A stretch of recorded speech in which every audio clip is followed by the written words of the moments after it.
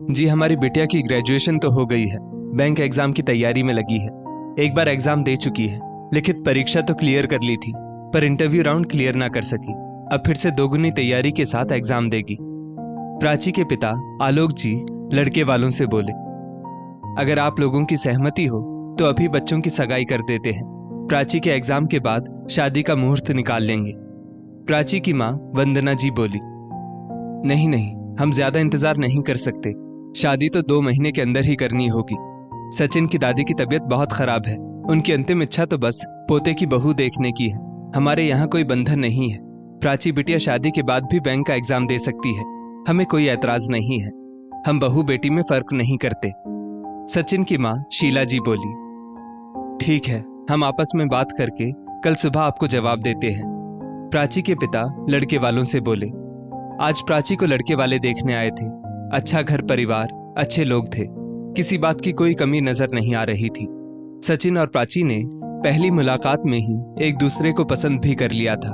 लड़के वालों की तरफ से उनकी बस एक ही शर्त थी, चट मंगनी पट ब्याह होगा। सगाई और शादी के बीच लंबा समय नहीं रखा जाएगा। क्या करें, कुछ समझ नहीं आ रहा।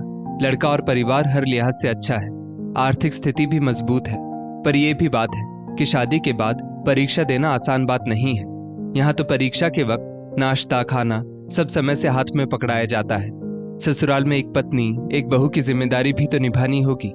कितना भी कह लो, पर बहू से उम्मीद तो सबको रहती ही है। प्राची की माँ वंदना जी बोली, कह तो तुम सही रही हो, पर लड़के वालों ने कहा तो है कि शादी के बाद भी प्राची आगे पढ़कर एग्जाम दे सकती है। वो तो सिर्फ घर में बुजुर्ग माँ की तबीयत ठीक ना होने के कारण शादी की हड़बड़ी मचा रहे हैं। मुझे लग रहा है कितना अच्छा रिश्ता हाथ से जाने नहीं देना चाहिए, फिर बाद में बड़ा अफसोस होता है। आलोक जी बोले, प्राची बेटा, तुम्हारी क्या राय है? वंदना जी ने पूछा। जैसा आप लोगों को ठीक लगे, मगर उन लोगों को आगे भविष्य में मेरे जॉब करने से कोई ऐतराज ना हो तो मैं शादी के लिए तैयार हूं। प्राची ने अपनी राय रखी। ठीक है, हम लड़के वालों से बात कर लेते हैं, आलोक जी ने कहा। आलोक जी ने सचिन के पापा को फोन लगाया और अपनी बात रखी।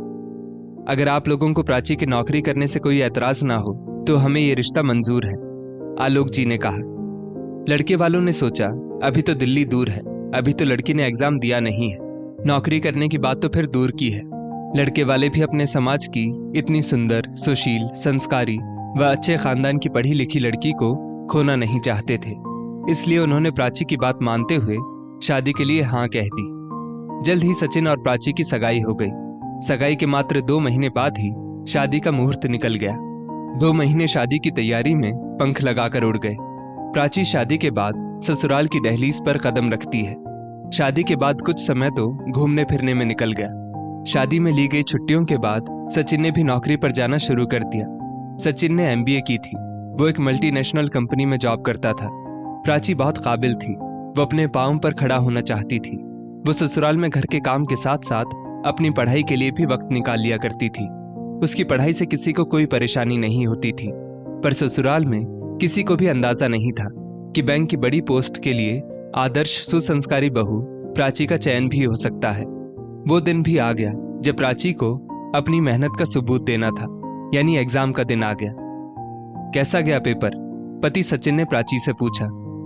अच्छा हुआ, प्रीलिम तो हो गए, अब मेंस की तैयारी भी करनी है, PO एग्जाम में इंटरव्यू भी होते हैं, प्राची ने कहा। सचिन प्राची को एग्जाम सेंटर लेने छोड़ने का काम कर देता। अरे सचिन, सारा दिन अपनी पत्नी की ही नौकरी बजाता रहेगा क्या? कल को बड़ी बैंक अधिकारी बन गई तो ना तेरे ऊपर ध्यान देगी, ना घर परिवार संभालेगी। सचिन की माँ शीला जी उससे बोली। शीला जी के तो सोच सोचकर अभी से हाथ पांव फूलने लगे थे कि बहुरानी अगर ऑफिस निकल गई तो घर के काम कौन करेगा, और अगर बड़ी बैंक अफसर बन गई तो किसी की इज्जत भी नहीं करेगी, पलट कर जवाब देगी, कहीं बहू बड़ी अफसर बन गई तो मेरे बेटे की इज्जत कम ना हो जाए। पत्नियां तो पति से हमेशा नीचे की पदवी में ही अच्छी लगती है। रिजल्ट का दिन भी आ गया। प्राची ने पहला पड़ाव पार कर लिया। वो लिखित परीक्षा में पास हो गई।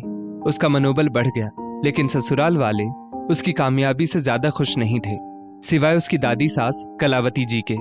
प्राची अपनी दादी सास कलावती जी की खूब सेवा करती। कलावती जी भी उसे खूब आशीष देती।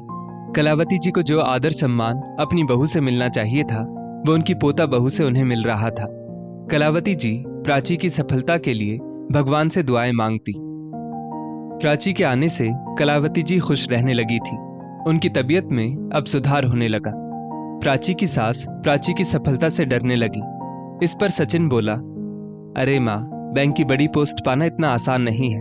हजारों लोग टक्कर में खड़े रहते हैं। 2-4 एग्जाम दे देने दो, धक्के खा लेने दो, फिर एग्जाम देने और आगे पढ़ने का भूत हमेशा के लिए उतर जाएगा। चुपचाप घर में बैठकर गृहस्थी संभालेगी, नहीं तो भविष्य में कहेगी कि आप लोगों ने मुझे पढ़ाया नहीं, मैं तो बड़ी काबिल थी। आप चिंता मत करो, कोई नौकरी वोकरी नहीं मिलने वाली आपकी बहू को। सचिन ने माँ से कहा। प्राची के लिखित परीक्षा में पास होने के बाद ससुराल वालों का उसके प्रति व्यवहार बदलने लगा। अब ना उसे पति से सहयोग मिलता, ना सास से। सबके सहयोग के बिना भी प्राची ने निश्चय कर लिया था कि वो अपनी योग्यता और परिश्रम को बेकार नहीं जाने देगी। प्राची बिना किसी बहसबाजी और तर्क के घर और पढ़ाई दोनों जिम्मेदारियां बखूबी निभाती। सबका विरोध करने के बजाय अपने लक्ष्य पर ध्यान केंद्रित करना उसने बेहतर समझा। किस बात की सजा दी जा रही थी प्राची को, उसे समझ ही नहीं आ रहा था। अपने ही बेगानों जैसा व्यवहार करने लगे थे। हर काम में कमी निकालना और प्राची को गलत साबित करने में सब लग जाते थे। बेमतलब के फालतू के कामों में उसे उलझाए रखते, जिससे उसको पढ़ने का समय ही ना मिल सके। प्राची के सामने सबकी असलियत आ गई थी। प्राची का पति सचिन सीधे सीधे कुछ नहीं कहता, पर उसके सामने ऐसी स्थिति उत्पन्न कर देता कि उसका अपने लक्ष्य के प्रति ध्यान केंद्रित ही ना रह सके। इतने विरोध के बावजूद प्राची की मेहनत और दादी सास के आशीर्वाद से प्राची का चयन सरकारी बैंक अधिकारी के रूप में हो गया। ससुराल में किसी को यकीन ही नहीं हो रहा था। कितनी रुकावटें पैदा करने के बाद भी प्राची ने सफलता कैसे हासिल कर ली। सबके सहयोग के बिना ही प्राची ने नौकरी ज्वाइन कर ली। उसे पति और सास ने तरह तरह से डराने की कोशिश की। उन्हें लगा प्राची घबराकर अपना रास्ता बदल लेगी। अरे घर 6 किलोमीटर दूर है बैंक से, रोज 12 किलोमीटर का सफर करना होगा। मेरी माँ इस उम्र में घर के काम कैसे करेंगी? कोई मेहमान वगैरह आया तो उनकी आवभगत कौन करेगा? तुम्हें भी घर की जिम्मेदारियों के साथ साथ नौकरी करना पूरी तरह से थका देगा। तुम्हारी सेहत पर असर पड़ेगा। सचिन ने हर तरह से प्राची को समझाने की कोशिश की, लेकिन प्राची किसी भी कीमत पर इस अवसर को गंवाना नहीं चाहती थी। वो जानती थी कि अगर लक्ष्य सही है तो बस आगे बढ़ो, पीछे तो कतार वक्त के साथ आ ही जाती है। सचिन रिश्ते में अपने कंट्रोल को बनाए रखने के लिए हमेशा प्राची को महसूस कराता कि वो घर और बैंक ढंग से एक साथ संभाल नहीं सकती। एक दिन प्राची ने पति, सास ससुर सबसे कहा, मैं आपसे कुछ कहना चाहती हूँ। आशा करती हूँ आप लोग मुझे धैर्य के साथ सुनेंगे। जिस तरह एक बहू से ससुराल वालों को उम्मीद रहती है, उसी तरह एक बहू को भी परिवार से कुछ उम्मीद होती है। हजारों सपने, हजारों उम्मीदों के साथ एक लड़की अपने माता पिता का आंगन छोड़कर, अपने परिवार को छोड़कर ससुराल आती है। उसे भी उम्मीद होती है कि नया परिवार उसे अपनाएगा, उसकी खुशी में खुश होगा। लेकिन अफसोस की बात है कि तन मन से सेवा करने के बाद भी ससुराल वाले उसे अपनाते नहीं हैं। बहू की खुशी में खुश नहीं होते, बहू की सफलता में शामिल नहीं होते। ससुराल का हर सदस्य हर मोड़ पर बहू की परीक्षा लेता है। उसके हर काम का माइक्रोस्कोप लेकर मूल्यांकन करते हैं। सचिन जी, हमारी शादी के तुरंत बाद जब आपकी कंपनी को एक नया प्रोजेक्ट मिला था, उस प्रोजेक्ट का आपको हेड बनाया गया था, तब मैं आपकी तरक्की से कितना खुश हुई थी। आप काम में अपना बेस्ट दे सके, इसलिए हर तरह के तनाव से आपको दूर रखने की कोशिश करती थी। आपको employee of the year award दिया गया। ये खबर सुनते ही मैंने सबसे पहले भगवान के आगे शुक्राना का दिया लगाया। आपके सब दोस्तों को सपरिवार खुशी में शामिल होने दावत पर बुलाया। अपने हाथों से आपका फेवरेट केक बनाया। आपकी तरक्की में कितनी खुश थी मैं, प्राची ने कहा। सचिन चुपचाप सुनता रह गया। और पापा जी, आपके सोसाइटी प्रेसिडेंट बनने पर मैं कितनी उत्साहित हो गई थी। हर रविवार को हमारे घर होने वाली मीटिंग में खुशी खुशी सबके लिए चाय नाश्ते की व्यवस्था करती हूँ, क्योंकि मैं सबके सामने आपका मान रखना जानती हूँ। सोसाइटी में मनाए जाने वाले हर कार्यक्रम की रूपरेखा बनाने में भी मैं आपका पूरा सहयोग करती हूँ, ताकि आपकी प्रेसिडेंटशिप की सब तारीफ करें। और मम्मी जी, आप हमारे समाज की महिला मंडल की सेक्रेटरी की पोस्ट के लिए चयनित हुई। मैं आपके लिए कितना खुश थी। टीम डिक्लेयर के समय खुशी खुशी आपकी कितनी फोटो अपने कैमरे में कैद की।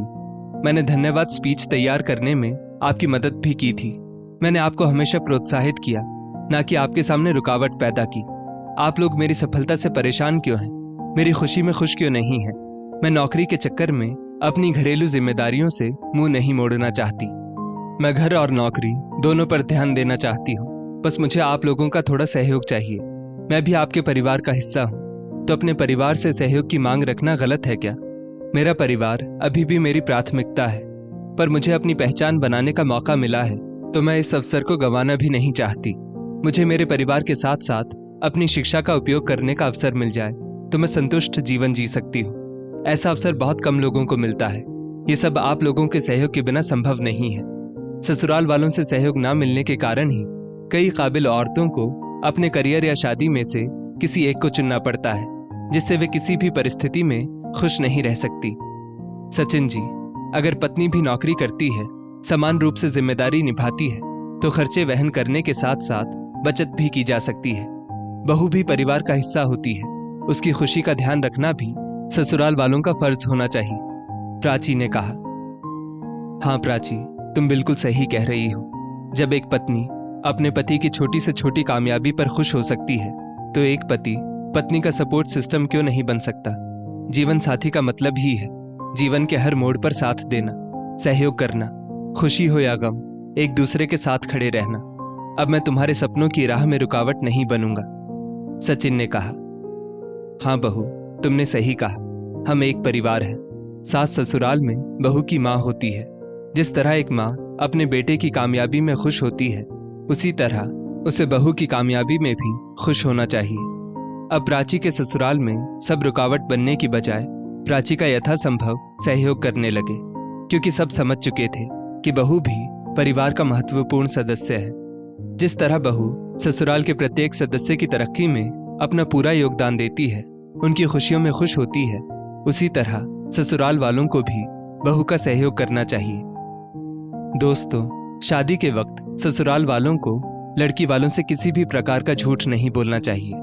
शादी के बाद बहू परिवार का हिस्सा होती है। उसकी व्यक्तिगत तरक्की में उसका सहयोग करें, ना कि उसके लिए जानबूझकर रुकावटें पैदा करें। इस स्टोरी को लेकर आपकी क्या राय है? नीचे कमेंट करके जरूर बताइएगा।